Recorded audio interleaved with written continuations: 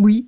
Mais attention, aujourd'hui, on ne parle pas d'art brut. Oui, mais bien sûr. Mais je veux dire, mais c'est quand même beau de penser que dans art brut, il y a arbre ou bien non? C'est très beau, une arborescence, comme oui, ça. On n'est pas spécialement art. de l'Acadien. Il y a l'arbre, ça c'est clair. Mais art brut. Non, aujourd'hui, on va pas parler d'art brut, mais on va parler d'une certaine brutalité dans l'art. Non, c'est pas vrai. Il faut se dépêcher. Ça fait longtemps qu'on s'est pas vu. Puis on s'est dit, tiens, demain, c'est le finissage. Je sais pas s'il y aura une fête, peut-être. Non, le 12 novembre, c'est la fin d'une exposition qui a lieu au musée d'art de Puy. Le musée d'art de Puy, c'est pas très loin d'ici. En tout cas, pour nous qui travaillons à la Sala, pour les autres qui viennent de Porrentruy, de Bonfol ou de Arolas, c'est un peu plus loin, mais il faut se déplacer parce que au musée d'art de Puy, il y a l'exposition d'un certain Frédéric Pajac. Et c'est le titre de l'exposition, un certain Frédéric Pajac.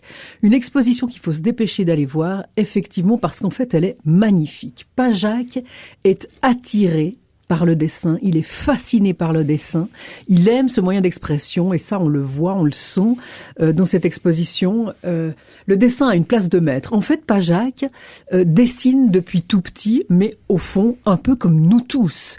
Je crois que le dessin, ça nous parle à nous, tout simplement parce qu'on a tous un passé de petits dessinateurs, de petites dessinatrices. On se souvient tous, en tout cas, d'avoir dessiné, d'avoir eu un crayon, d'avoir eu une plume entre les doigts. Mais quand on pense à Pajac, on pense plus à la plume. Moi, je pense un peu à l'encre de Chine. Et ça, moi, comme enfant, j'ai jamais tellement fait l'encre de Chine. Oui, j'ai fait des effets d'encre de Chine.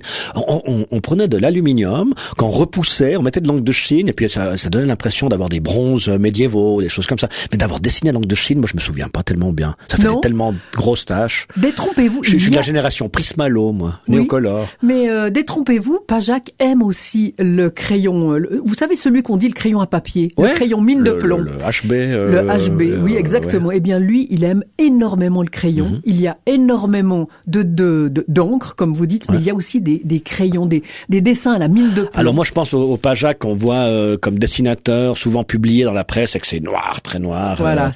Donc c'est le moyen de voir un autre Pajac. Voilà, c'est le moyen de voir un autre Pajac parce qu'il y a plusieurs aspects de sa production. Il y a même des peintures. Il y a surtout ces crayons, moi, qui m'ont vraiment beaucoup ému. Ce sont des paysages de montagne. On est en haute montagne. Le trait est nerveux, il est vif, il est sûr. Et au fond, il y a toutes sortes de nuances de gris, très foncé, moins foncé, extrêmement fort. On y sent la pierre, on y sent le caillou, la roche. La nature est vraiment très expressive, elle est très présente, elle est charnelle. Je trouve que Frédéric Pajac a un coup de crayon extraordinaire, il arrive à incarner les paysages. Il donne une force saisissante. Cette nature, elle est charnelle. Et puis, il y a aussi dans cette expo, bien entendu, une place très grande donnée aux encres. Vous en disiez deux mots, je crois que c'est cela. Ce qui est le plus impressionnant, ce qui est le plus beau, ce qui est le plus troublant dans les encres de Pajac, c'est son traitement de l'ombre et de la lumière. C'est vraiment stupéfiant de voir comme il arrive à rendre des ambiances toutes de mystère, des ambiances surtout de mélancolie. Je pense que mélancolie, c'est le maître mot quand on parle de l'œuvre de Pajac. Parfois, c'est une sorte d'ambiance où on a l'impression que se prépare peut-être un drame. Souvent, c'est le crépuscule. Vous savez, cette fin de journée, on est tous, je crois, sensibles à ce moment-là. La fin de la journée, le jour qui tombe, la nuit qui s'approche. Les ombres qui s'allongent. Oui, c'est ça. C'est la fin de quelque chose et le début d'autre chose.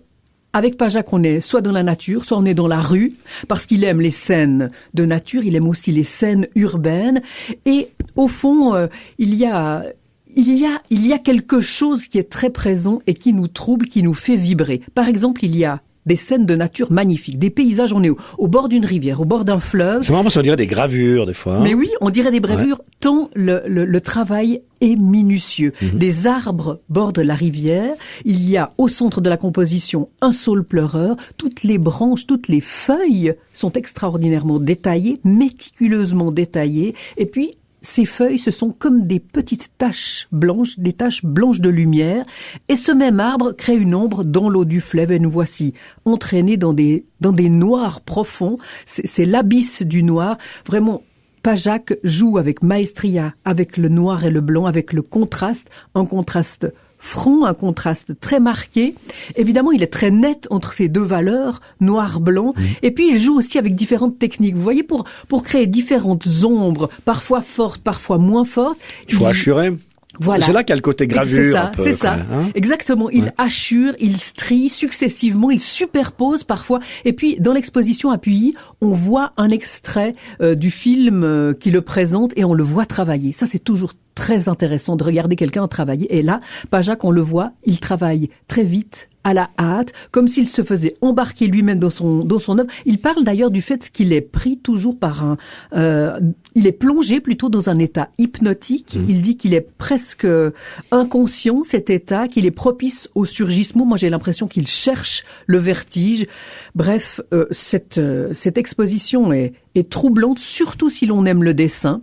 Il y a aussi un livre qui n'est pas vraiment le catalogue, mais un livre qui sort aussi au même moment. Alors c'est moi qui tape sur mon micro en essayant de l'attraper, un certain... Ah ben c'est le même titre que l'expo, donc ça sonne un peu comme catalogue quand même. Un certain Frédéric Pajac, des éditions Noir sur Blanc, qui porte bien leur nom. Oui, exactement, en l'occurrence.